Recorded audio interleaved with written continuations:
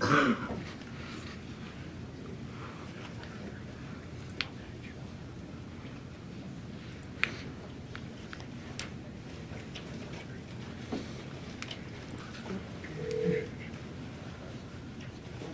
morning. Who's joined us?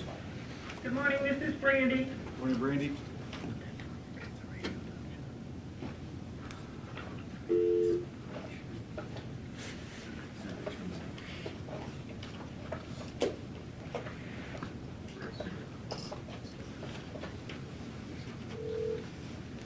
Good morning. Who's joined us? Good morning, this is Brandy again. Sorry about that. Okay.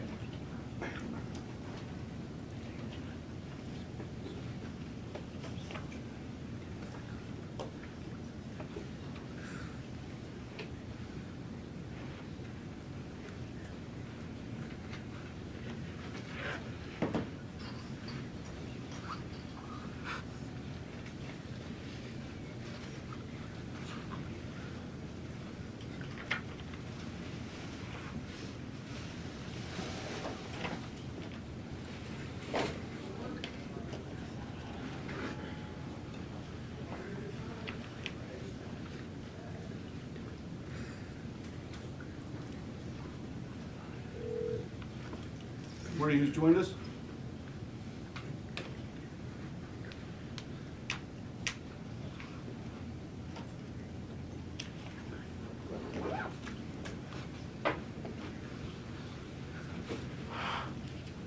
Okay, good morning. It's 10 a.m. We ask you to please rise for opening prayer and pledge allegiance.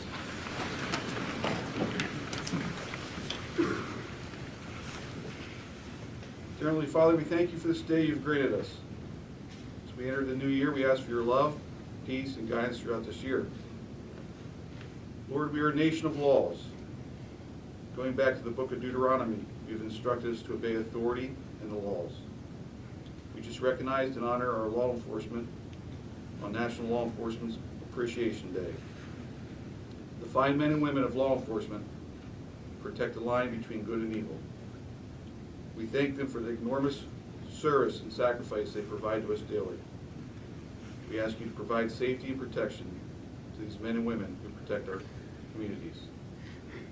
Next Monday, we'll recognize and celebrate Dr. Martin Luther King Jr.'s birthday. On this day and throughout the year, may we encourage all Americans to volunteer to help their communities promote equal rights for every American.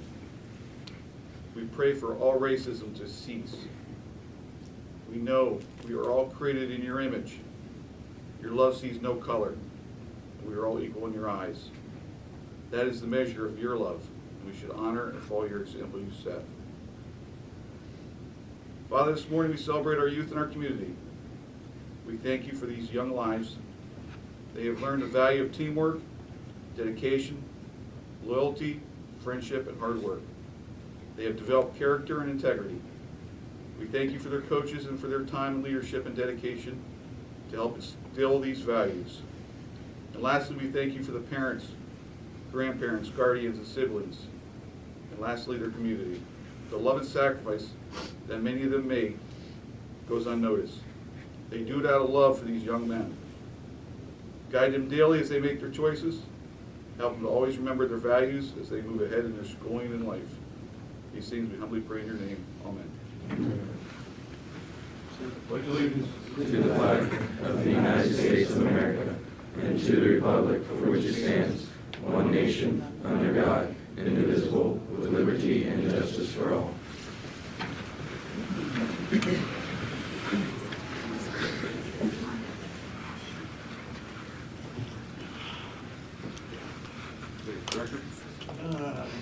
Under additions, changes to the agenda not previously posted. Remove personnel action, James B. Preston Jr., maintenance 3, electrical, full-time, replacement pay grade 8, $23 an hour, effective 18 January 2022, accepting another position. Remove action, vote to approve fee agreement with Rudolph Clark LLC, action item 7.15. So at this time, we'll convene the Commissioners' Public Meeting.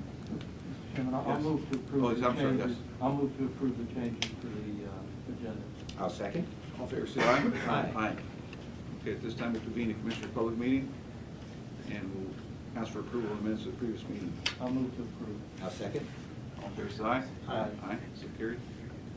And we'll have public comment on agenda items only at this time. Okay, hearing none, we'll move on.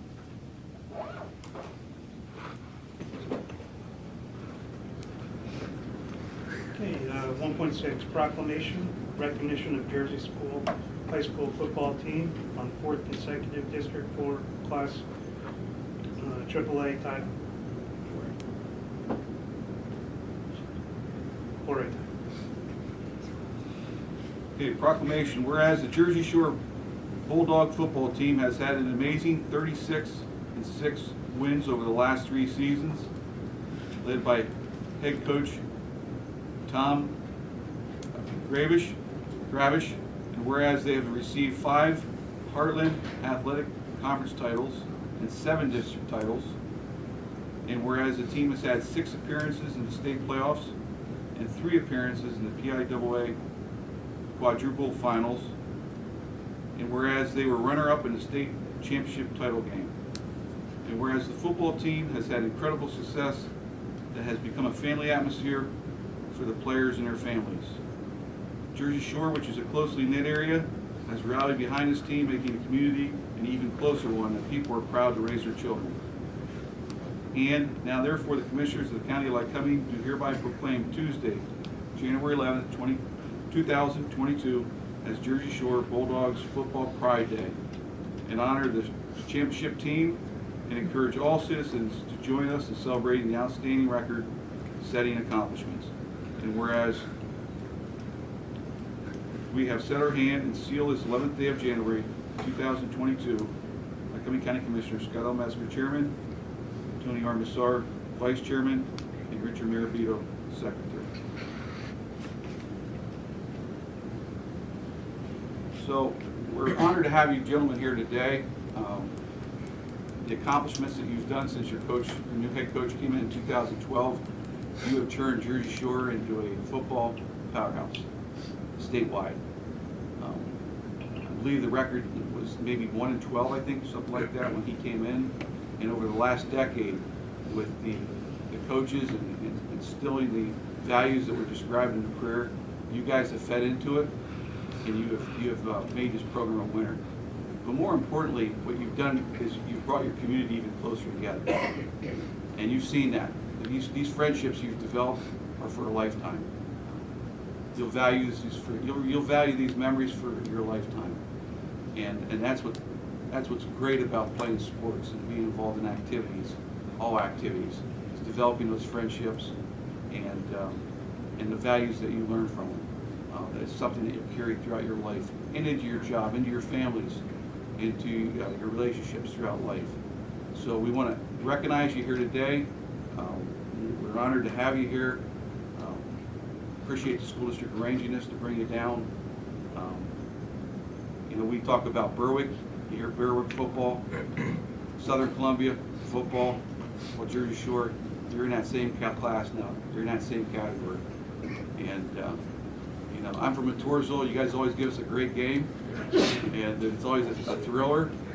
And I usually go home disappointed, but that's okay because we all live in the same county. And to see you guys are cheering for you throughout districts and throughout states, and it's an honor to cheer for you and be a part of your community living here, because these are our leaders. These gentlemen sitting here are our future leaders, and we wish you the best as you move forward. So thank you for being here. It's great to join in your celebration, and any way we can do that to make it a little better for you, we want to do so. Commissioners? So, how many of your seniors? You looking forward to graduating? Yeah. Okay. 5 seniors is all? You're looking- Oh, well, that says something good for the team, right? Yeah. And how many are juniors? Okay, so next year you're really going to knock them out of the ballpark again, right? How many are sophomores? Wow. Okay, and freshmen? There you go. So I'm Commissioner Maravito. I want to thank you all for coming. Thank you for what you did, and hope that you guys will take some of the lessons that the coach and your parents have taught you in football and try to figure out how to put them into action in the rest of your life, right? Whether it's as a senior graduating or whether it's a freshman or a sophomore. You know, those lessons you learned, even though you may not think about them all the time, they're lessons that are going to help you in life, and you're going to help the community. So I want to thank you too. We're very proud of you. The only thing I can say, I don't know a huge amount about football. I wanted to ask if we could go through some of the positions, like who's the quarterback, who's the tight end, etc. But I don't want to embarrass myself by not knowing all the positions here. So maybe I'll leave that for the coach if he comes up and makes remarks. He can have people put their hands up. Commissioner, I'll add to this that they played in the Pennsylvania Heartland Conference. It's a tough conference, really tough. And, just to say what we have in this audience, 15 of them first team, named first team. 6 of them named second team, and 1 honorable mention. I mean, it's 22 kids. Yeah. That's amazing. That's just incredible to have that many non-football conference kids. So they not only know their position, they play it well. Absolutely. So the reason I mentioned about the lessons, how many of you are going to play pro football? Okay, but you're going to be pro in something else in life, right? And whatever it is that you're going to be pro in, you reach down about the lessons you learned these years on that team, and you find a way to apply it. And then the sky's the limit. You'll do whatever you want to do. Just like you set your mind on that football, you set your mind on whatever it is that you're going to do when you get out, and you're going to soar. I guess bulldogs don't soar, do they? That's the Eagles. Sorry. Anyway, congratulations. We're very proud of you. I'd like to add, I think we got the quarterback of the Bengals here today. Anyway,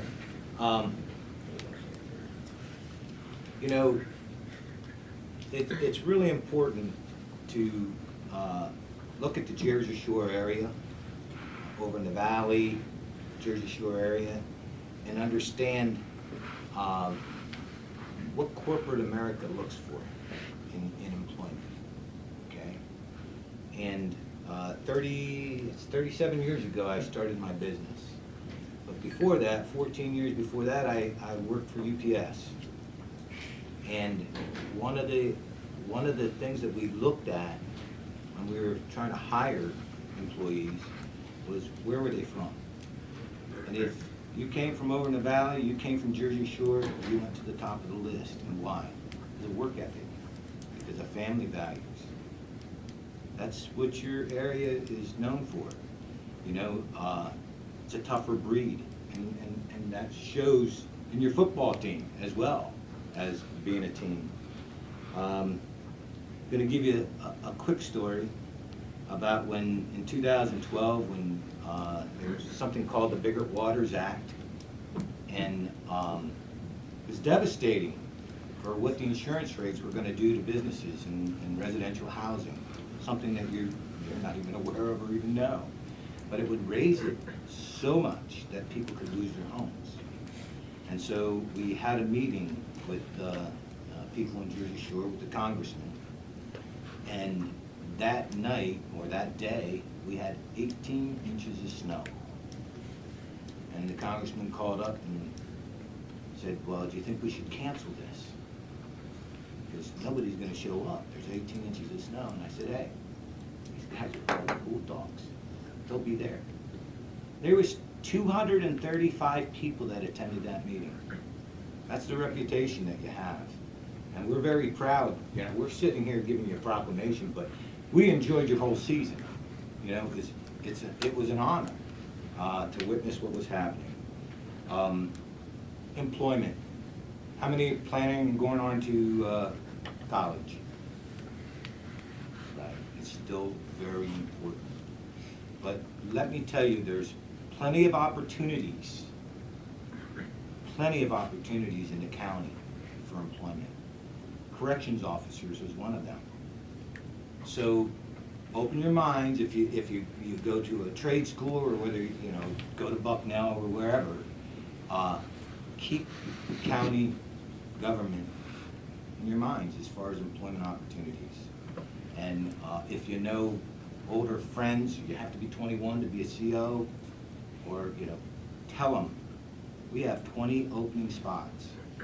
Nice pay, nice benefits, and we'd love to have you on board as our future employees of this county.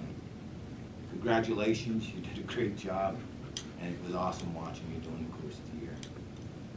And like, I want to go back to your community, what you did for your community.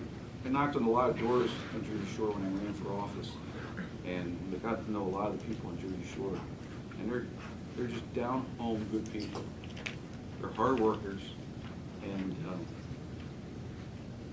they really care about where they live and what goes on. And when I go up to the 4th of July celebration, it's a family atmosphere. You don't see that in a lot of places where you live. It's a great atmosphere.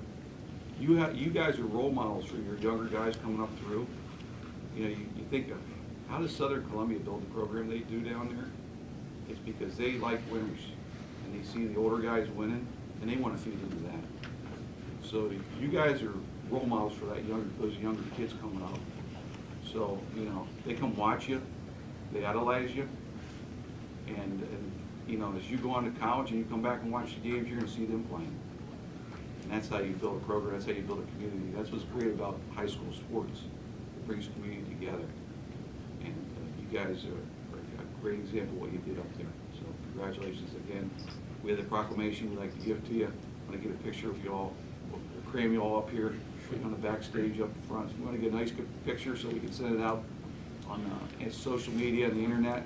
And today's your day. We want to brag you guys up, and we want to celebrate Bulldog football. You know what? Maybe we photo this way and we go back. That's there. fine. Yeah. And I want this gentleman in the orange suit. I don't know whether you're from Danville or from Jersey Shore, with that orange suit. I don't have purple on. Yeah. Anything from Danville. Yeah, we gotta have you right in the middle. That's a great suit. Yeah. Would the coaches like to say anything? Or any of the administrators? I gotta admit, I wasn't prepared to Yeah. say Any anything, administrators who are here, and if they would like to come up and say anything, we'd love to have you. My name's Eric Kess. I'm an assistant coach. We're on Oh, sorry. live, so if you, go ahead. Thank you. Thank you, guys. Absolutely honored to have the proclamation today, to think about this being, Bulldog Day, and the journey that this group of young men has come is pretty remarkable. I'm Eric Kess. I'm an assistant coach. Was honored to be asked to coach with this program when Tom Gravish came to Jersey Shore. I've taught in the Jersey Shore School District for 23 years, and we've always recognized the sleeping giant that has been our football program. And to have a leader come in that set expectations that were then turned around and followed by our student athletes has been quite refreshing. These young men that are graduating, and even the juniors and seniors, started with us in our youth programs 9-10 years ago. And kind of the rope that we talk about pulling, that if we all grab the rope and pull it in the same direction, we can do an amazing thing.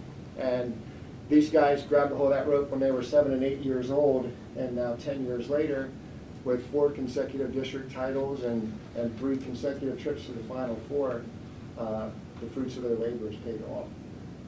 And it has been awesome. It's been an honor to go alongside. And we have another saying that we talk about with the Bulldogs is tradition doesn't graduate.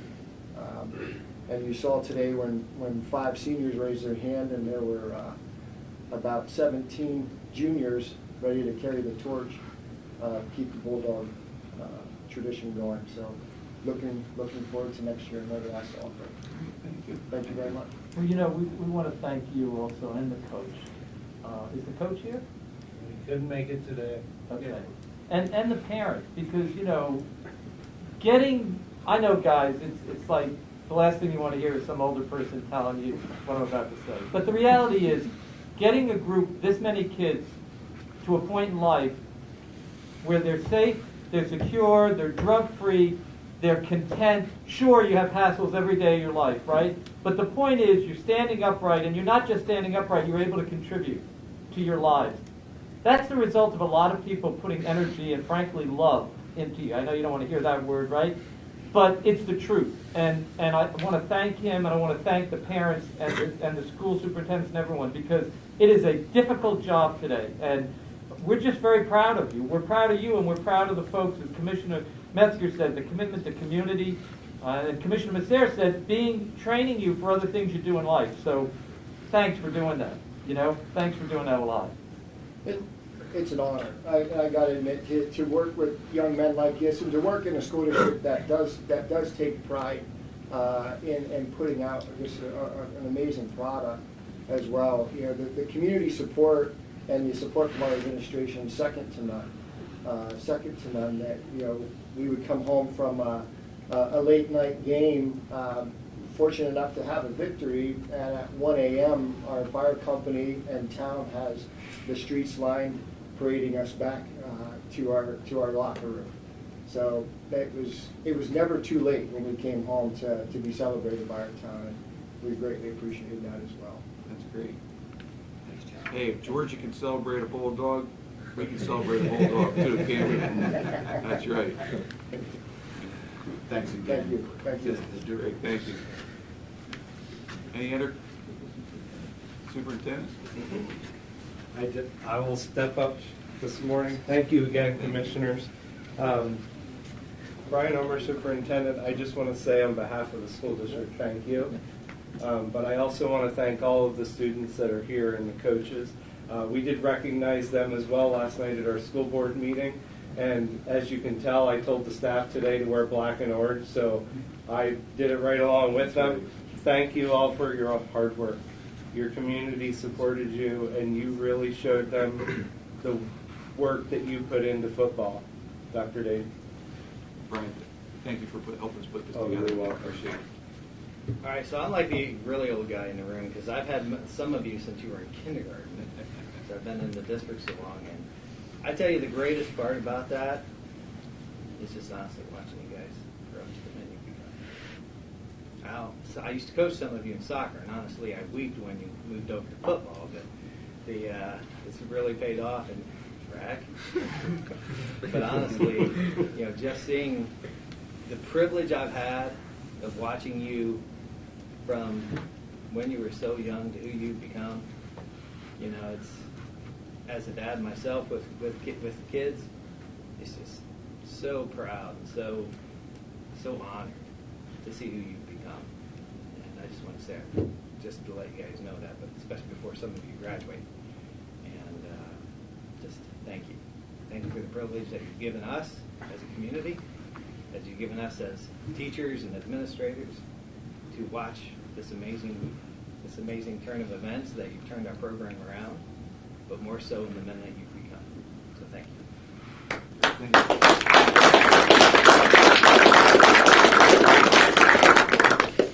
Okay, we'd like to get a picture, so I think we'll do what Commissioner Merabito suggested. We'll just come out there and we'll have the picture taken this way. So. Any student want to speak? Yeah, any guys want to speak? Where's Cat? Where's Cat? Oh, we got President.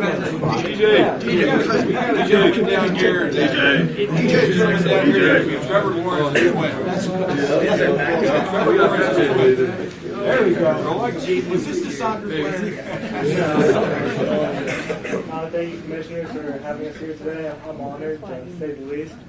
But this group of guys I've been playing with them all my life, from Pee-wee up to high school. I mean, you won't get a better group of guys to play with. The senior class, I mean, I'll miss them like crazy. I mean, it's like a brotherhood here. We're all family. It's not even like playing with the football team anymore. It's more or less like playing with family with these guys. You won't get it any other way, any other school. I mean, heck of a season, too. It's great. Thank you, man. Nice job. What's your name, son? My name's Hayden Packard. Okay, maybe we can go around and have each person just give us their name. I think it's important to recognize them. And tell us what... Thank you. Just you sit there, just say your name. Colton. John Baylor. Nice to meet you. Okay. Nick Nellis. Chase Spencer, Dietrich Dammer, Larry Bobeck, Chris Wilson, Peyton Whitman. Nick Williams, Brady Jordan, Breck Miller, Gabe Andrews. DJ Steinbacher, Carter Peacock, Nathan Tyson, Luke Springman, Connor Davis, Caden Ness, Hayden Packer. Cooper Peacock, Tate Seacrest, Zach Rennie, Jared Palski. Dirk Stetz, Clayton Mustard, Dave Watts. And I'm Jack George, athletic trainer for this wonderful event.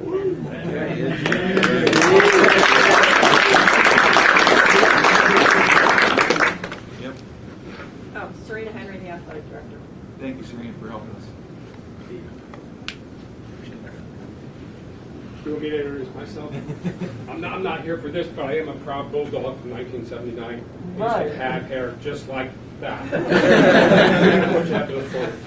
Great job, guys. Okay, let's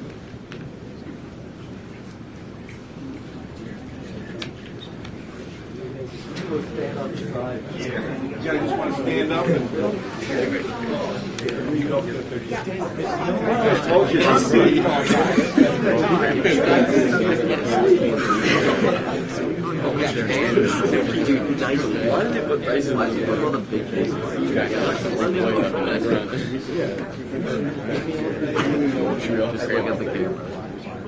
I don't know. I think that first row better sit down. I don't know.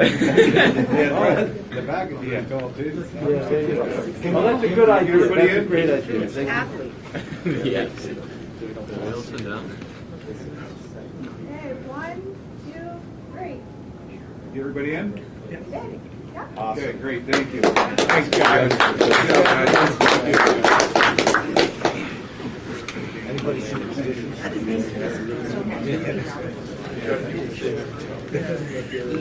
Yeah, a lot of athletes are.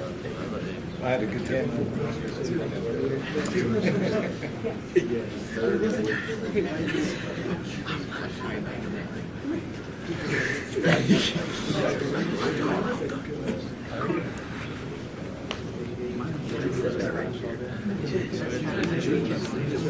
I'm going to be the bad guy. We're going to send it back to school. Yeah, lunch already? Well, that was what they That would have been an asked. expensive lunch. Daytona. J-Lo sick. All right. They don't want to feed them. No. All right, guys. Oh, you're reading the proclamation. Well, thank you for coming. Thank you for being here, guys. Thanks for all the insight.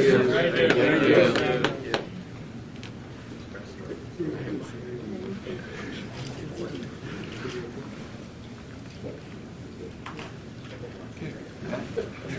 So you're more than welcome to leave, stay. More than welcome to stay, but I don't think the I don't think the bus is going to wait for you. We'll get you out of school. Let's stay. You can leave, John. You might miss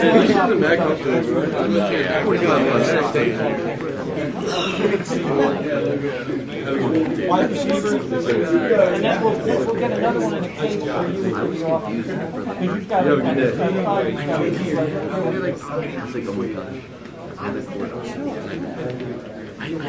Because you've got I was waiting. Like, so we heard about dogs and flies.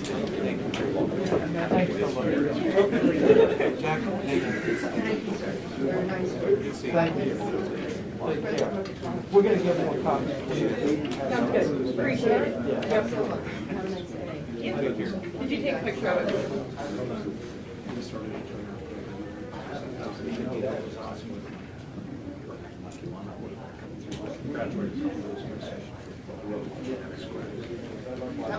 Expectations. No, I mean, realistically, they've already realized I'm going to go for pro. No, seriously, so they really, their minds are really. Oh, you're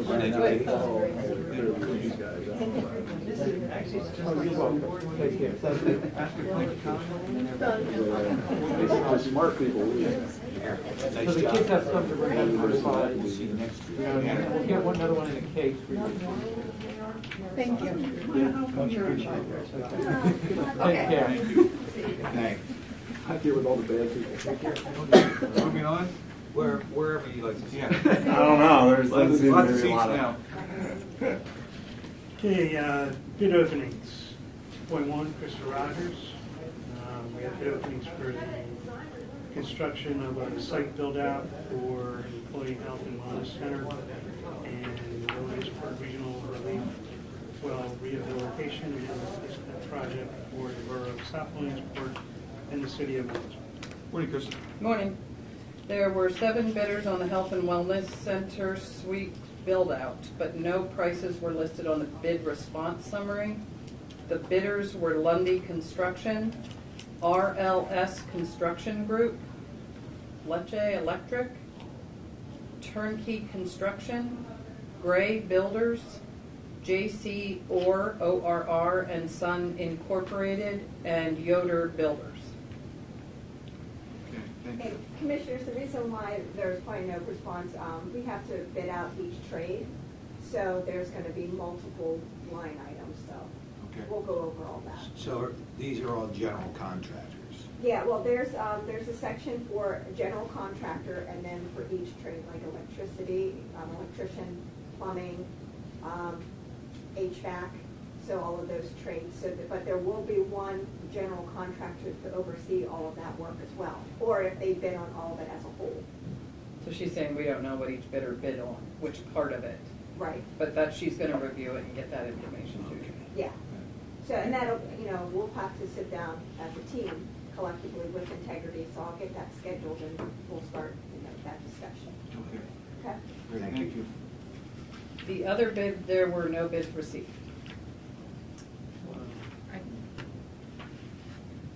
We will have to rebid that. We identified there was a number of issues with the contractors, and so we'll have to have a discussion on why and how we're going to rebid it. And they brought these issues for, so there was a reason why. Yeah. Nobody wanted to put a bid in. Yeah, there was numerous questions from, the bidders on issues that they had. Okay. We tried to obviously address them as much as we could, but some of those issues were detrimental to the overall project, and so we knew we were not going to anticipate having anyone bid on the project. We've already reached out to Army Corps, and we're going to see if we can get them to be part of the bid process, because it's Army Corps issues. Right. Part of the difficulty is it's a complicated project, and between environmental issues and PennDOT issues and all the other intersecting issues. It's all the wells themselves, because there's very few relief wells that have ever been redug on the East Coast. Right. Okay, so Army Corps will help us and we'll get it sorted out. It's a good Yes. thing we're doing this, right? This is the levy. So we'll continue with the work we're doing to get the levy corrected.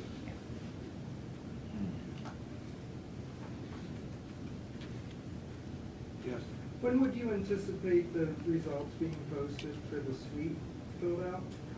Typically, assuming there's no difficulties with uploading the documents from PennBid, there should be a pretty fast turnaround with that. We try to strive for within 24 hours.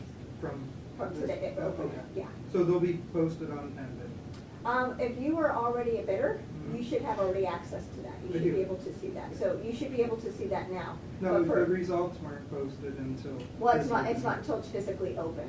Right. Yeah, so now that they're open, Oh, she does okay. that right now when she's opening it. So Okay. as soon as they're opened at 10, you should be able to go back there Okay. as a bidder and see that. But for anyone else that would not be registered, then we post it on our website for viewing as well. Okay, thank you. That's all I'm here for. Thank you all. Okay, thank you. Good day. Okay, thank you. Thank you, Kristen. Commissioners, I have one change, and it was something that wasn't planned, but Forrest would like to make an announcement, reference some things that are going on in the community. He wants to make voters aware. Okay. Pretty important. Thanks, Matt. Thanks, Boris. Hi. Good morning. Just a quick announcement, comes on the heels of the emails we exchanged yesterday.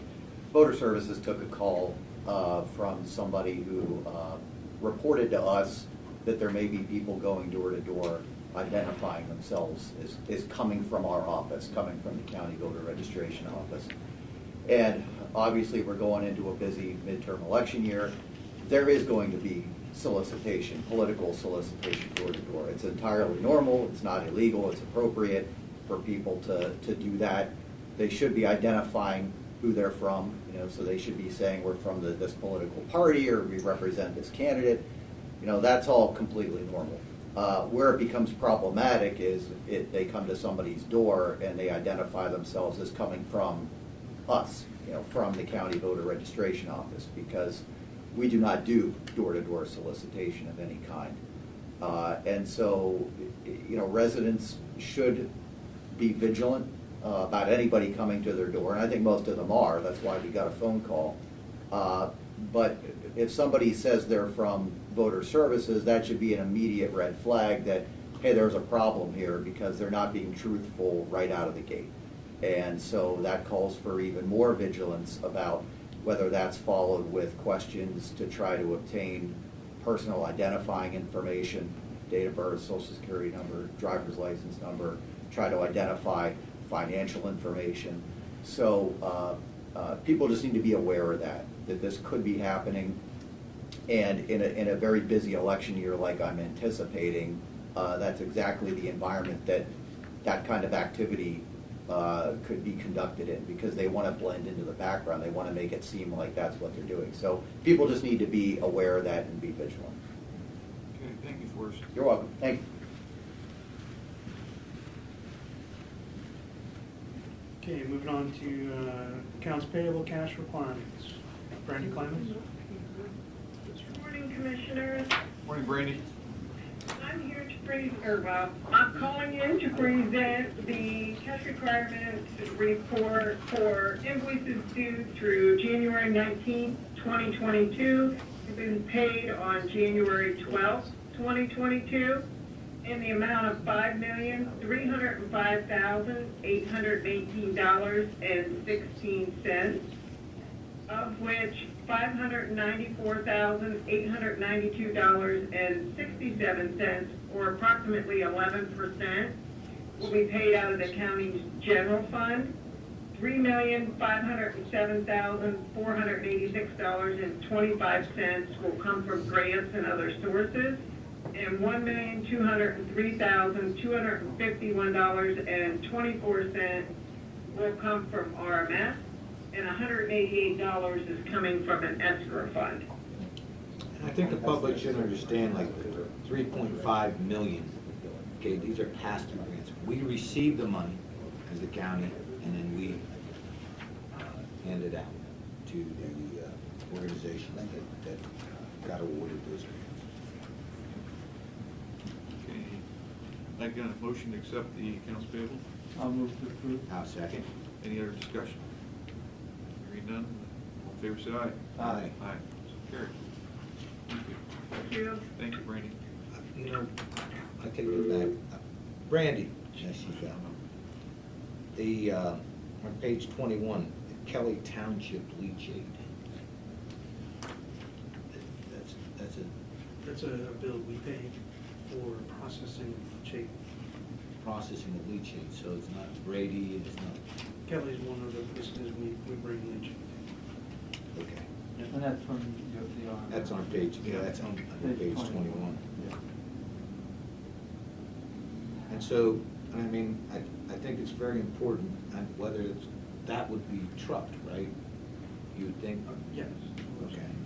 So how important it is to get that 5 million gallon tank fixed?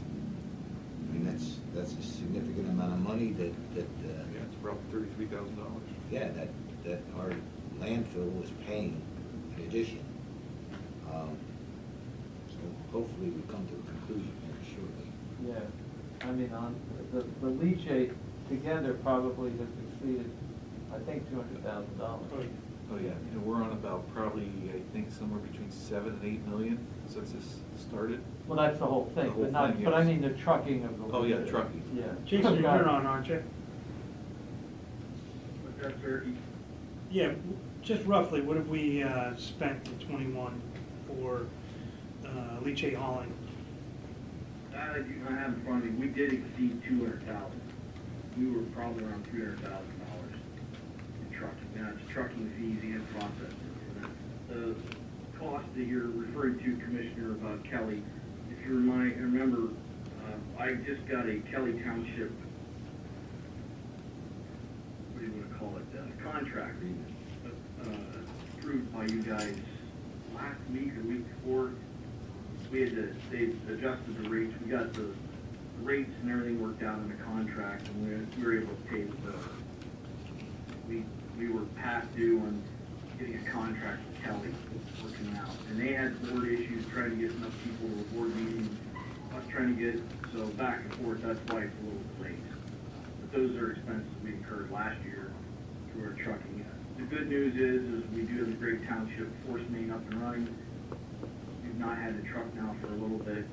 The weather looks like it's going to help us out for a while. Things are heading in the right direction. Okay. Okay, moving on to TDA actions.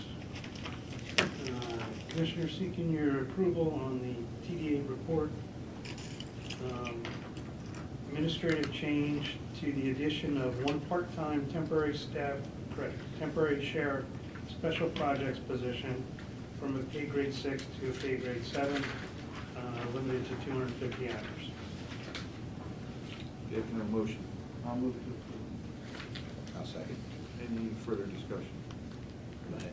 Oh, I think this is it was an administrative error in the sense that last week we approved it, but we had the wrong pay grade written down for the person who is continuing, who went into retirement after 33 years, that is going to do the job. The issue was that for the part-time positions, they have a lower salary or wage, and so we didn't take that into account when we assigned that same pay. Okay, but she's continuing on to help train a new person, yes. And we really thank her because we actually haven't been able to move the new person over yet because we need to find a replacement for her in her old position. So everybody's sort of chipping in to try to. And we appreciate the sheriff's. Yes, we appreciate the sheriff's cooperation. Absolutely, because he doesn't have to do that. No. Right. And that's it. Okay. All fair side? Aye. Aye. So carried. This time we'll recess the Commissioners' Public Meeting for the Salary Board and convene the Salary Board. Commissioners seeking your approval on the administrative change to addition of one part-time temporary staff sheriff special projects position from pay grade 6 to pay grade 7, limited to 250 hours. Okay, can I have a motion? Move. We have a motion. I'll second. Controller, second. All fair side? Aye. Aye, so carried. Thank you. This time we'll adjourn the Salary Board, reconvene the Commissioners' Public Meeting. Moving on to personnel actions. Do you want to do all these individually? Or? No, we can do it together. Okay, Yeah. so I'm just going to throw them. Commissioner seeking your approval on the following personnel actions. In the Sheriff's Office, the addition of one part-time temporary sheriff special projects position, pay grade 7, limited to 250 hours. In the prison, Jorge R. Julian as correctional officer relief, full-time replacement, pay grade CO1, $17.90 an hour, effective 18 January 2022. In the Sheriff's Office, Curtis W. Homeowner, Sergeant reclassification, pay grade Deputy Sergeant, $18.34 an hour, effective 9 January 2022. In the courts, Marianne Bittner, Executive Secretary, part-time, new position, pay grade 5, $14.64 an hour, not to exceed 1,000 hours annually, effective 23 January 2022. In pre-release, Kenneth Pledgemont as resident supervisor, part-time replacement, pay grade 6, $15.95 an hour, not to exceed 1,000 hours annually, effective 16 January 2022. In pre-release. Sean E. Myers as work crew foreman, full-time replacement, pay grade 8, $20.51 an hour, effective 23 January 2022. In budget and finance, D. Scott Paff as general accountant, full-time replacement, pay grade 9, $43,666.73 annually, effective 18 January 2022. DPS Communications, Ashley Bradford as telecommunicator trainee, full-time replacement, pay grade 6, $17.18 an hour, effective 18 January 2022. And in the courts, Jennifer Lynn, law clerk 3, full-time replacement, pay grade 11, $58,082.68 annually, effective 20 February 2022. Okay, so it's good to see some of these positions and these departments that have been understaffed and other staff picking up the work, new people coming in to help. That's good to see. The prison, communication center, those kind of places that are in dire need of help right now. I talked to Joseph D. Francisco this morning over to prison, and they're down 20 positions. I also spoke to a CO in Carlisle, who works for the state, and they were down hundreds of positions. So right now, it's so difficult out there, whether it's the public or the private. I'll keep saying this: we need to change our policy. We lost 4.9 million workers in 1 month alone in November. Just got out of the workforce. And they're making money for not doing anything. This has to change. Or I don't know what we're going to do with the prison system if it doesn't change, or the 911. We need to get our people back to work. So to the legislators, federally and state legislators, we need your action because it is critical. We had a meeting yesterday. I think it's very important. We had up in Gamble Farm Inn, we had a meeting. Jason Fink attended as well. There were rumors about what was going on with illegal immigrants and whatnot, and the hundreds of them that are flooding our county. And they were rumors as far as illegal. We talked to the staffing agency, which is out of Ohio, even though they have an address here in Lock Haven. These gentlemen, highly intelligent, they were Haitians. And it was interesting on the procedure in which these companies hire these people, the paperwork that's necessary, the companies that are using these temporary agencies for employment. It is critical. You know, these are immigrants that come across legally. They're looking for the American dream. And they're workers. I was very satisfied with their explanations from the companies that are using them to the employment agency and how are they housing them. Here's a great opportunity, and Commissioner Maravita, I'll let you talk about what you had to say about that, you know, as far as moving here. Yeah. So, great opportunities for the employers to get productive, to be able to meet the needs and the demands that the public want, you know. So I'll finish with that. Well, so one of the things that we spoke about is that the county, probably the biggest challenge the county faces is what has become known as repopulation, or the stopping of losing people. And we're down now to 113,000. So in the last census, we lost 1.8% of the population in the county, and in the census before that, I can't remember what we lost, 2% or something. So when you combine that, which is the sort of migration, people leaving, and also lower family births, you know, I'm amazed at all the people I meet who came from families of 8, 10 kids. My wife is one of 10. You know, I came from 5. We have 1 child. And you can look across the board, across the country. That is a change that happens as societies mature and in terms of education levels and things like that. And so one of the challenges we face is you know, this population declining, plus the aging population in our county. You know, you look and we honor veterans here from various wars that are now more recent, the Vietnam War and Korea and even Iraq and Afghanistan. And you see the aging of our community. I mean, gosh, you look up here, you know. Speak for yourself. Speak for yourself. Everybody is, you know, time goes on. And so what we try to talk about is getting the public to understand that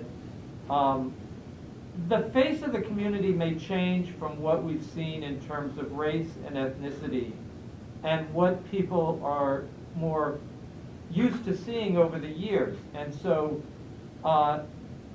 you know, Jason Fink made a good point at the meeting about, you know, some of these people have been working for 5 years at the meatpacking plant. And he made a good point of saying, how do we get them to buy houses in the community, right? And move into the community in that way so they're not staying at a hotel. I mean, think about how difficult it is on your life to live your entire life in a hotel, right? And just but that other point is that when people move and buy houses, it stimulates our housing market. It gives the senior who's 70 years old and wants to sell their house to move into something less maintenance, you know, taking so much maintenance. It gives a market for that. And so that's what repopulation is about. And I think that we have to find a way as a community to sort of understand that just because people have a different color or a different ethnicity or a different accent or whatever, that doesn't mean that they're not hardworking, good people. Look, I said to them yesterday at the meeting, my son is 12, and I said to him the other day, your grandfather was 12 when he came over from Italy. He couldn't speak any English, and he started selling newspapers, you know, and the other grandfather sold vegetables on the other side. And they were incredibly hardworking people, and it's because of what he did that I was able to, my mother was able to go to college, I was able to go to college, someone else in our family was able to go to a trade school, whatever it is. So I think we have to really think about that, because there's a contribution. You know what I often think about is those 2 gentlemen yesterday, very smart guys. Think about the countries that people come from and the loss, the brain drain, right?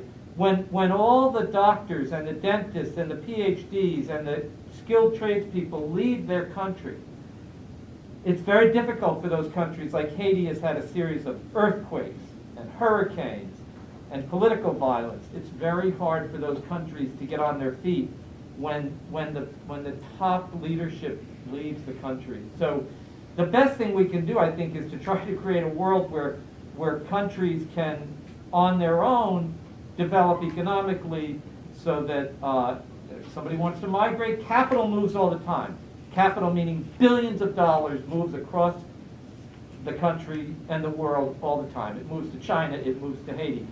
And it's really a question of, is capital the only thing that's allowed to move, or is labor allowed to move also? And that's part of what this big immigration debate is about. And obviously, no country wants people that are criminals, right? That's not the case here. And I hope that it was a good meeting. It was a good meeting. There was a representation from the Patriots group, and there was a lot of concerns that they raised, and I think they got answered. So we'll see. It's as they said, it's a community in transition, and hopefully, because here's the alternative: if I have a meatpacking plant and I can't get employees for it, eventually at some point I say, you know what, I cannot stay in this community. I've got to move to a community, and I'm not singling them out. But think about it, they've got every day hundreds and hundreds of head of cattle that if they can't move them through the plant. And that impacts all of us, right? Because then it means that all those people that work there because obviously the folks who were on the, and we didn't intend to go into this much. Commissioner. Let's keep going. I appreciate both your comments. Yeah, but we are- gotta keep We are on moving. I personnel I actions. apologize. So I would ask you if you want to revisit this, wait No, for commissioner let's go. comments. Yeah. So, and that time. would be Absolutely, Perfect. So absolutely. we need to Please. move on personnel Thank you, actions. Mr. Chairman. Thank you. So, do I have a motion? No, need a- I'll move to approve the Okay. personnel action. I have a second. I'll second. All in favor, say aye. Aye. Aye, so carried. Okay, action items. Okay, Commissioner, seeking your approval on the personnel actions report for the month of December 2021.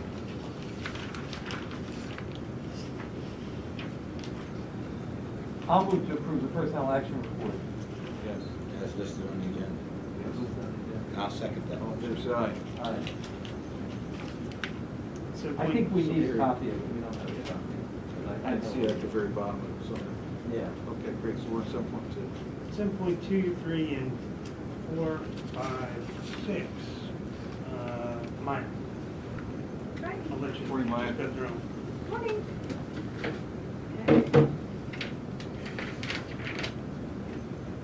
So the first item, let me see, sorry. I have is to approve the redevelopment assistance capital program grant funding for the Lycoming County Levy Improvement 2 project. The county was awarded $750,000 towards that project. Okay, can I have a motion? I'll move to approve. I'll second. Any further discussion? All in favor, say aye. Aye. Yes, comment? No, I was going to say thanks to our local Senator Yaw and the representatives Wheelan and Ham, as well as the governor's office for helping us get this. It's very important. Okay, so that's carried? 750,000. Yes. Circle and Levy project. The next item I have is 7.3. It's the vote to award the Timberline Industrial Park access improvements to Glenn Paul Baker. There were other bidders that participated, however, Paul Baker come in at a lower cost. We did verify concerning their status with the recent events that occurred, that whether they were applicable to apply and certified to do such, and we acknowledge that they are. I'm talking with both the solicitor as well as confirming their cutoff. Okay, you want to announce the cost? Yeah, the total cost, there was multiple items associated with the project, but the lump sum cost came in at $829,995. 829 or 22? 822. 995? $829,995. 995. You had 980. As a 822. 822, 980. I don't, maybe that might be something $15 that. difference. This is coming from the actual Okay. bid, Yeah. so, yeah. I just want to make sure for the record, it's Okay. only $15, but I still want to make sure it's Yeah. clarified. Her number's right. Oh, you said 829? 829, Okay. 995. All right, I'm sorry, I thought you said 822. Nope, Oh, 829. yeah, that is significant more. So 829, 990. 95, okay. And you're reading off the document. That's what was submitted to me through bid, through the Okay. bid, pen bid. Mhm. All right. And we notice this is Act 13 funds. Yeah, we are using a portion of Act 13 funds as well, of course, it was budget for the 2022 budget. Our contractor, Delta Development, is working with us to try to secure a grant from the state to help offset some of the costs that will be associated with the improvements directly along Route 15. So we're still working with that, and we're still in the process of going through that submittal. It can be used as a reimbursement. It was the only kind of funding that could be used as reimbursement. So, and this bid, we were very happy with the bid amounts because we initially thought that they would be much higher. So, Thank you. Motion. I'll move to approve. I'll second. Any further discussion? Hearing none. All in favor, say aye. Aye. Aye. So carried. The next item is 7.4, it's vote to award the ITB for food products to Cisco Central PA and Pico Distributors. They were the only two bidders this time around. And of course, they're purchased on an as-item basis based on the lowest cost. motion? I'll move to approve. Second. Any further discussion? Hearing none, all in favor say aye. Aye. The next item, 7.5, vote to approve the agreement with the Roberts Company. This is an approved 2022 budget item, and this is actually a renewal agreement for the Human Resources Department. It's to provide consulting services for the staffing of temporary employees. Motion? I'll move to approve. Second. Any further discussion? Hearing none, all in favor say aye. Aye. And then the last item I have for you is to vote to approve the 2022 Ccap membership dues. And this is an approved 2022 budgeted item as well, and it's in the amount of $18,655. Have these fees went down?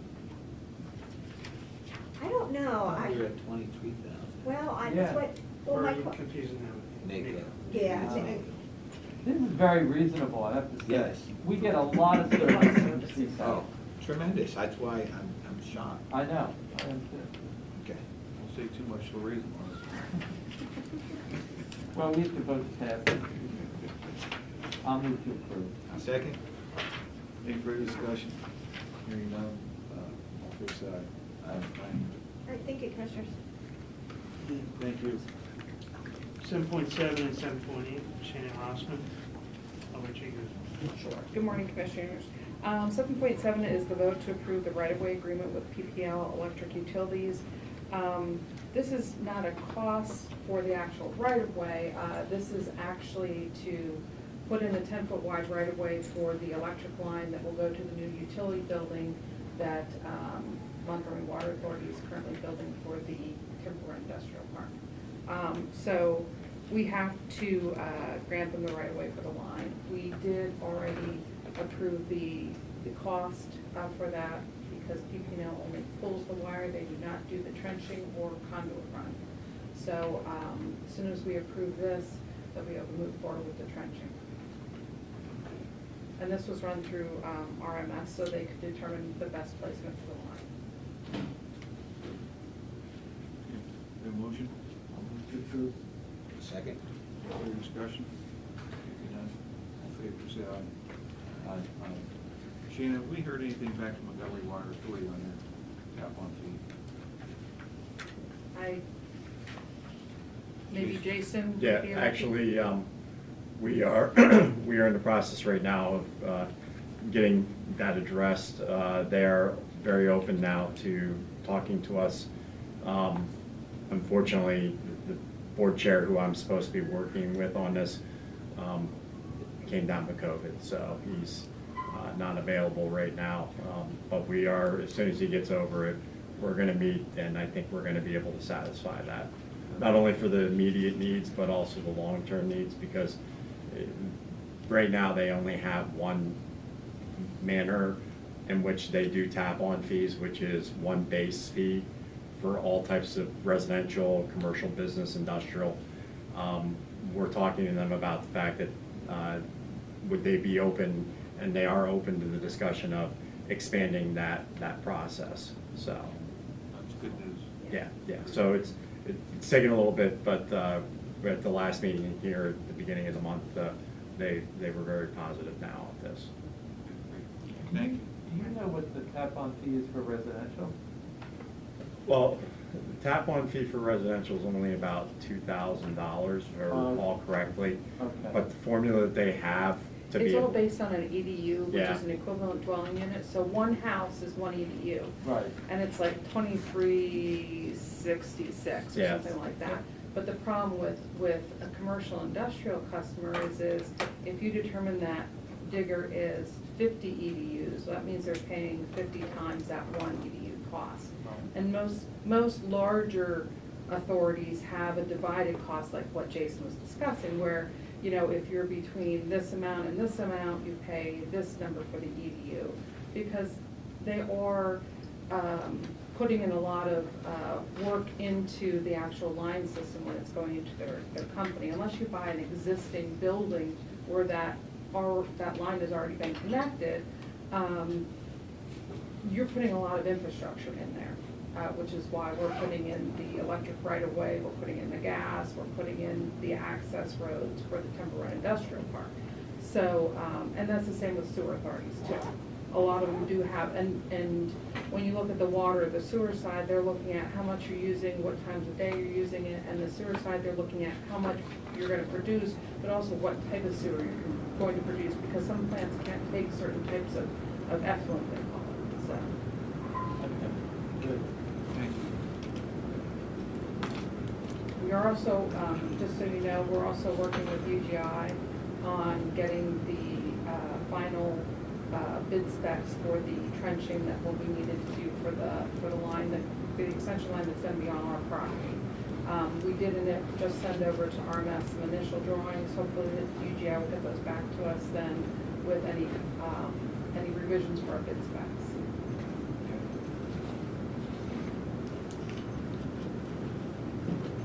You know, I just want to bring to everybody's attention that we're using Act 13 funds. And if we didn't have those funds, okay, we're taking advantage of those funds to bring in economic development, you know, hopefully some new homes and whatnot. But we also have to be careful not to use it all. So, I mean, we're aggressive right now, but we have to be. And we're trying to offset those funds with state grants where we're able to. I The understand. UGI project is almost $900,000. We've got about $240-some thousand from the state. The water line is almost $900,000. We got about $500,000 from the state for that. So we'll be able to reimburse the Act 13 funds some for those, and we are hoping to get some for the access also. Well, it's good news to hear that we've got some discussion going with Yes. the water authority. Yep. Yes, we agree. Thank you. Okay, next item. 7.8 is the vote to approve our yearly agreement with Delta Development Group. They help us with a lot of state-related items, both with the grants that we're working with on the Timber Run Industrial Park. They also help us with planning items when we need their professional help with various items that we deal with. They've helped us in the past with other grant opportunities and also with zoning and subdivision support. Okay, any motion? I'll move I'll second that. This is on an as-needed This basis. is, it's a and you're always- $150,000 line item, but Right. and currently they are working with us on the RACP grants, but we ask them for a cost, we review the cost, and then we open up for that specific cost. I see that. on It's page just not 3, a, you've got we the- spend $150 every year, Right. you know. Last year was probably the first year we spent a significant portion of that. And you've because- always been great, Plain's been great about telling the commissioner, say, we'd like to do this with Delta. Any further discussion? Hearing none. All fair side? Aye. Thank you. Thank you. 7.9 through 7.11. Shannon, can you stay here, please? Oh, sure. Morning, Nancy. Good morning. Thank you. It's been a busy day here. 1, 2, 3. Good morning, Commissioners.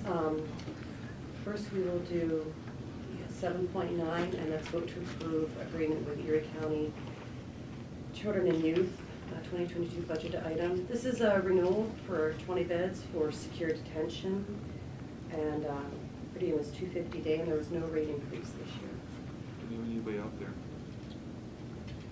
No, not right now. We don't. That's good. It's a hike. Pardon? That's quite a hike. That's 6 Further hours. to Ohio. Yeah, it's further ones. And this is the problem, we find locations. Yeah, they have 20 beds, but that doesn't mean they have one for us. Exactly. It's a problem across the state. Yeah. Any motion? I'll move to approve. I'll second. Any further discussion? All fair side? 7.10 is vote to approve agreement with Cornell Abraxas Group, 2022 budget item. This is a renewal, and there are multiple programs with this facility. On the back page, I tried to get them to hold at 3%. With the 3 programs that I couldn't, I locked them in for 2 years. To at least hold it for 2 years for us. Okay. There was no moving them on it. Well, part of the difficulty is, as things go up, whether these are residential programs, so they're feeding people, as Oh, yeah. cost of food go up, as cost of energy goes up, they don't want to lock into something at a. And even 3%, they're not making a whole lot. They're just barely staying above water, I think. I mean, I don't want to give them the wrong message. We want them to keep their prices down, but. Yeah. Understand. A motion. I'll move to approve. Second? All fair side? Aye. And then 7.11 is vote to approve agreement with Northampton County. This is also, we use that as a detention center. And that was, there are multiple programs with this, but for the most part, we just use the secure detention. And that was a 3.7% increase and went from 270 to 280. Okay, got a motion. I'll move to approve. Second. All fair side? Aye. Thank you, Okay, Commissioners. Yep, have a good day. You too. Shannon, are you handling, No, no? I hope Kelsey is on the line. Kelsey, are you on the line? Yes, I am. Excellent. Take it away.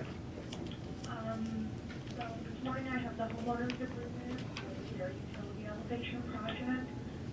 This agreement just really outlines their expectations with the homeowner during the process and what the services will provide to the process.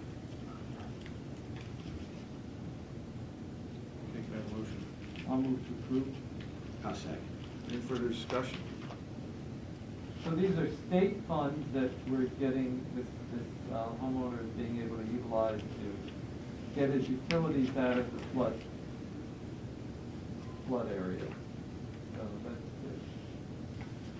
So he's gonna still have the house there, right, which is great, because it keeps our tax base from being further debilitated. Yep, this keeps the house there and just elevates his utilities so he doesn't have to pay to replace them every time we have water come in.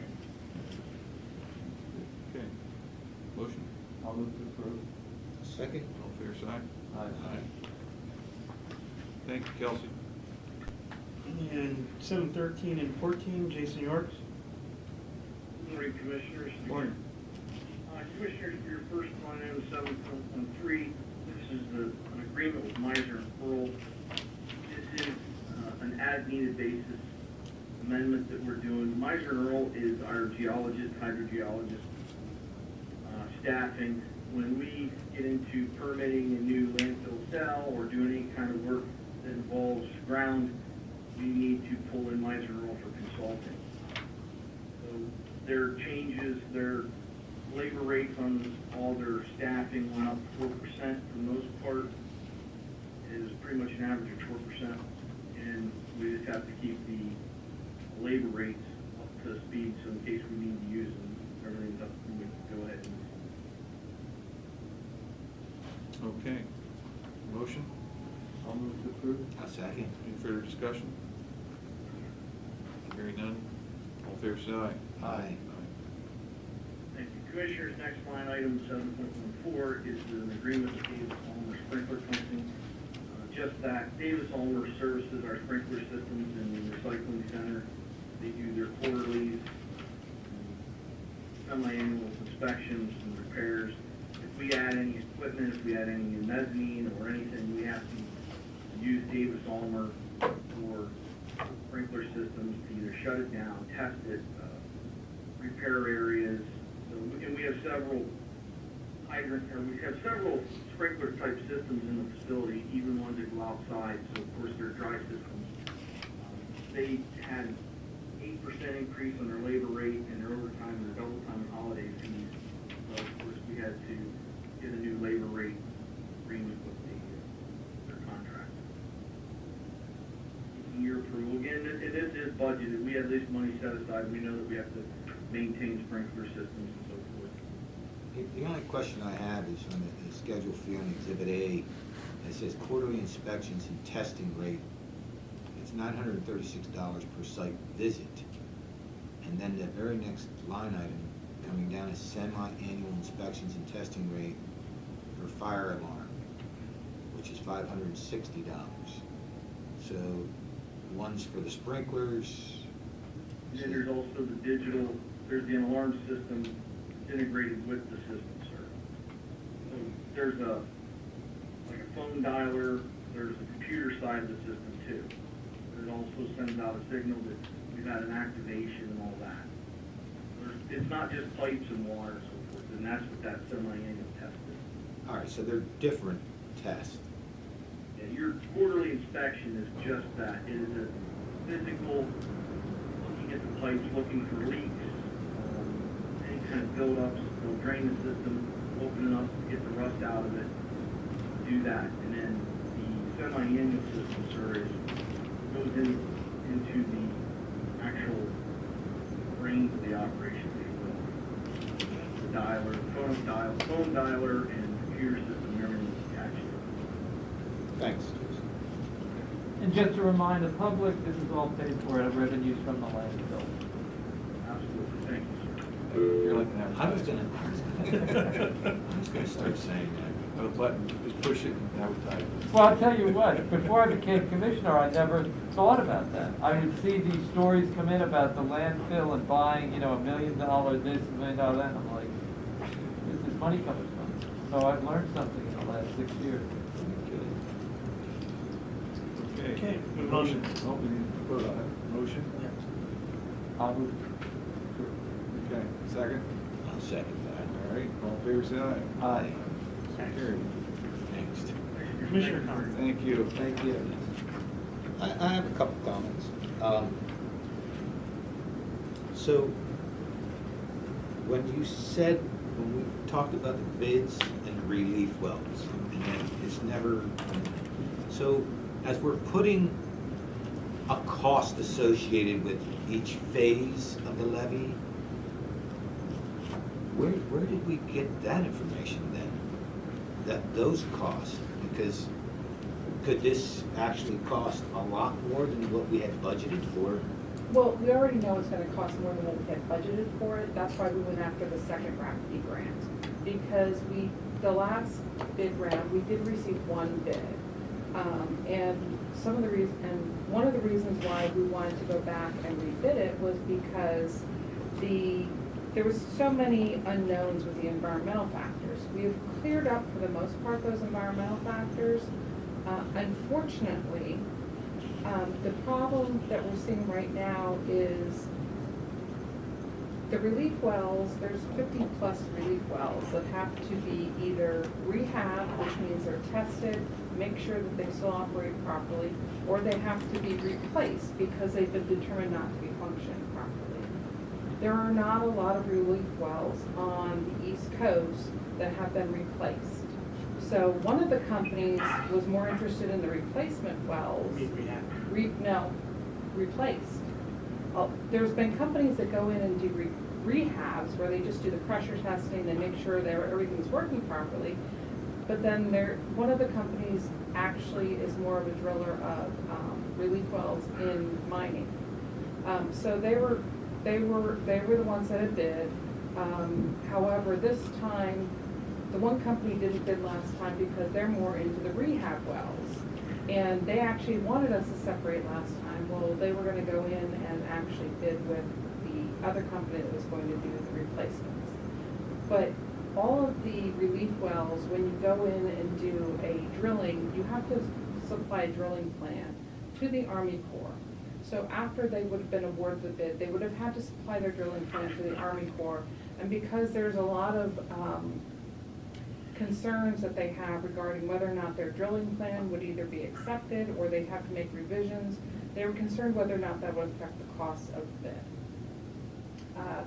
So what we've started doing, our consultant Wood is reaching out to the Army Corps to see if we can build in a short review process into the rebid so that Army Corps could look at the method of drilling and the mitigation factors that need to occur during drilling, and the materials that would be used during the drilling process.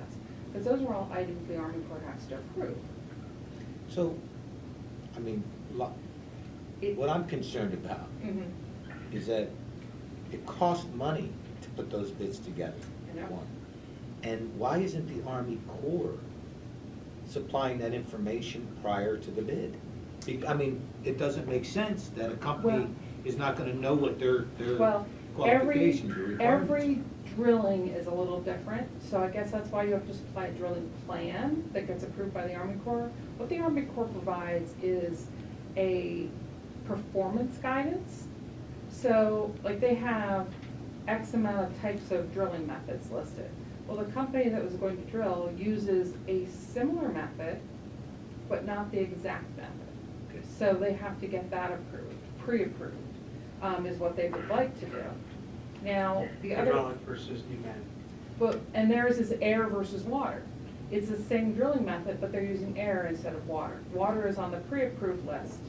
But it's not that everything is pre-approved, it's just the drilling method might be pre-approved. There's many parameters that go with that they have to put into their drilling plan. If we were in the Mississippi region, we would have had numerous bidders and it wouldn't be an issue because this happens all the time. But we're in the East Coast where not a lot of this occurs in levees. And the relief wells are in the inside of the Yes, levee. the relief wells are on the inside of the levee, which relieve pressure. They relieve pressure from where? From the levee and the water. The base of the Yeah, levee? Yeah. Okay, and so in the sequence of building a levee, where do the relief wells fall into that sequence? I have At the no end? idea. Okay. I have no idea. I didn't know what a relief well was 3 years ago. Think of it like a French drain underneath the levee that allows that flow to come out from underneath, so it doesn't wash out the base. Thanks, thanks for the, Yeah, and we've been talking, I'll be talking with Maya, we are pretty confident that we will get the bid. It's just that they're not confident that they will bid the process correctly if they don't have this, so. thanks. No problem. Am I done? Yeah. Okay. Getting back to the meeting that we had yesterday with the immigrants and the temporary staffing agency. Gilbert, most of the people that are coming in are from other states, okay? They're not on the southern border waiting for these illegals to cross and doing that. So there's already paperwork available for them. But what was interesting is, you know, we have immigrants from all over the world, but Mexico, Honduras, Argentina, Brazil, Haiti, you see a lot of those immigrants coming in. But this was what was interesting. And I said this to the Patriot Group last night, is that how many American families, your children, your grandchildren, speak 2 languages? You know, very, very seldom. We don't stress that enough. But in other countries where the language is typically Spanish, you know, they don't go after Spanish isn't the #1 language that they want to learn. It's English. And the reason why is because America still offers that American dream. That it still offers a chance for a family to elevate their status and to help them. These companies that are hiring them, did you hear what they were paying them? Straight up, $16 and some cents an hour. Okay, plus then the benefits that go on top of that. So it's a decent wage. And a matter of fact, on a 4-month visa, it may be 5 years worth of income if they difference, okay? So it was interesting hearing a different perspective on what America still offers the world. And I think we're gonna, you know, you see it all over, not just agriculture anymore, but, you know, from construction. You know, you travel, we like to ski. You go to Colorado, and the majority of the workforce in construction are immigrants on work visas. Then the last thing I want to bring to the public's attention is because it's happening out there. Very concerning. I want people to be aware that people can change your address. They could just change your address and you won't even know it. The next thing, your packages and your mail is going to some other place. And it's not hard to identify that. It's not easy. But when it happens, it's dramatic. They can even get in to change your address on your medical. I want people to be very aware of this and to check. And sometimes on a weekly basis, because you don't know when this can happen. It was something that I was not aware of, that somebody can just go in and change your address. Post office, there's no protocol. So another thing that our legislators need to address, that we better think about this because it's happening on a daily basis. And they are not the only ones from Williamsburg, our region, to have this done. So let's keep that in back. I just want to revisit our visit yesterday, and you know, we went up there because of the rumors going on to check out what the status was, and these businesses are doing it appropriately. They're going by the law.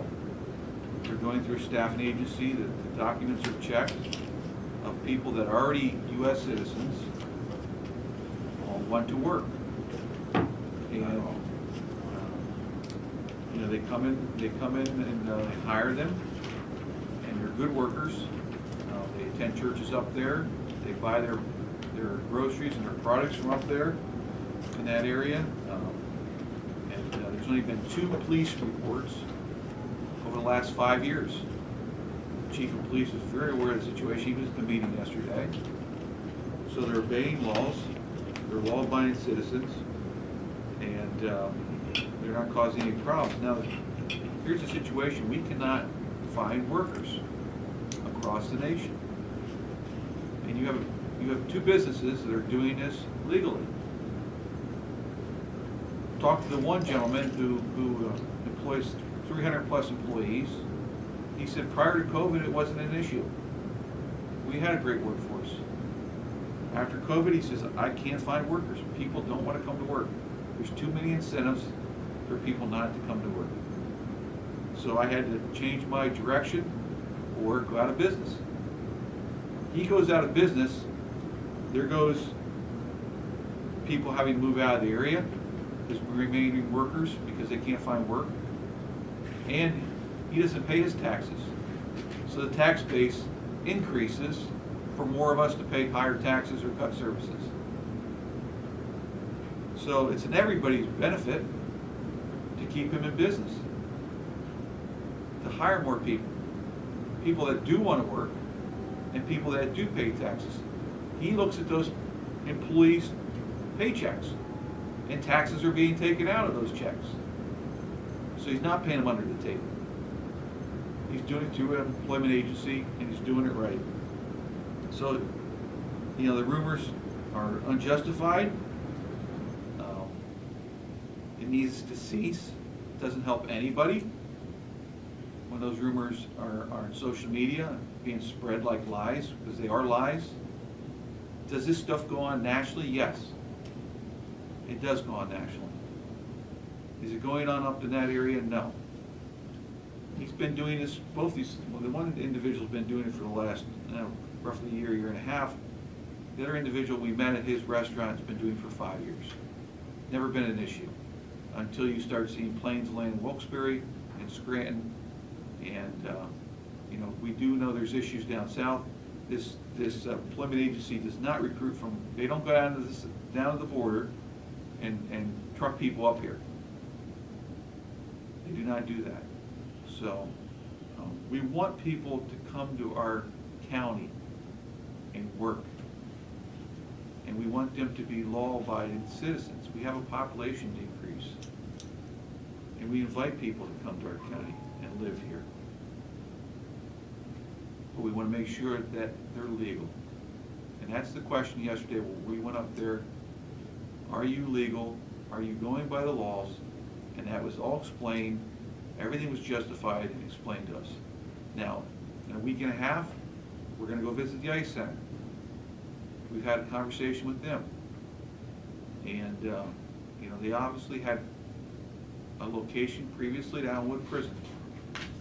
That location is not available anymore. So they're now in Williamsport. So I understand they're going to have holding cells there. The holding cells are for detention. And the ones that they detain and then they deport. Or they handle through ICE hearings. There has no doubt about it, there's a change in the administration's philosophy from one president to the next president. We know that. We can't change that here, but we can make sure that people do obey the laws and they do come here legally. And we will check out what goes on in Lycoming County to make sure that it's done properly. But we have good people that are coming here and making sure that they are filling jobs, because if people don't want to work, we have to make sure those businesses continue to operate. Now, one concern was raised yesterday is if a work visa runs out, what happens to that individual? Because they do not employ them any longer. It's the same question. You could have 20 people at a college and their school visa runs out. Where do they go? That's a question we're going to ask ICE. That's a question for them. How does that individual get tracked and where do they go? But that didn't seem to be a concern with these people up there yesterday, because their visas are legit and they're working and they're paying their taxes, and they proved that to us. They showed us. So we'll be meeting with ICE in the next couple weeks. We're on top of this. We're addressing it. At the same time, we want our businesses to prosper, and they need to hire people. And as long as they're doing it legally, that's the best way to do it. You know, one of the things that, so one of the reasons this is important for us as commissioners to talk about is when intolerance sort of develops and grows, you wind up with things like what I mentioned last week about in the Asian American community and the attacks on Asian Americans. And so, you know, yesterday I was reading the paper, and it's a couple of days old, but I was reading about the situation with the death in Georgia, Ahmaud Arbery and the 3 gentlemen who were sentenced to life in prison. And I read that and I thought, boy, it's amazing how quickly things can spin out of control, and something happens where basically 4 families are destroyed, right? Obviously the gentleman is dead. The 3 others are in prison for life. And I'm sure when the gentleman woke up that morning, they didn't think, oh, I'm going to get involved in something that's going to wind up taking me from my family. And so I just think it's important for us to sort of, and we all can get passionate about things, and, you know, sometimes things get out of control without us even realizing it. So that's one of the reasons why we're trying to talk about this today, is so that social media doesn't end up whipping up all sorts of issues that wind up with problems. That's important. Yeah, it is. Social media. Yeah, the social media. Yeah. So anyway, hopefully we'll try to get people to think about these issues. Absolutely. You know, I'm just going to add this. I believe, and it's been a long time since I read about the broken window. I think it's the theory, but what the jobs are created from it. Okay, so you'd think just in that meat packing plant, okay, there's, what did he say, 300 and some employees, and they're wanting to grow. I mean, they're the third largest in the state, right? And they wanna butcher 1,000 cattle a day, okay, which would elevate them in status. But think about those employees. They are moving into apartments. They are buying houses. They are looking. They are spending the money in the groceries. They, cars. You name it. They are contributing to our local economy. And without that, we lose it all. Just like First Quality Yeah. lost a line of products because there would no one to work. Okay, and what was amazing was how they said this wasn't happening, prior to COVID. So, okay. Public comment. Anyone from the audience? Okay, anybody online? Just to your point, if they're making $17 an hour and they work 40 hours a week and they're 300 employees, they put about $10 million into the economy.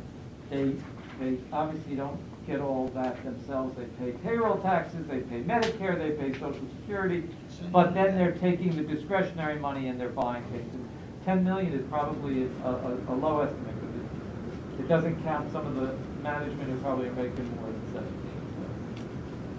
And those are starting wages. Yeah. Yeah. Good. Okay. No comments from the public, and our meeting is adjourned, and we'll meet again on Tuesday, January the 18th, here at 10 a.m. Please honor Martin Luther King's birthday on Monday, and strive for equal opportunities in this community and end racism. Thank you, and have a great day.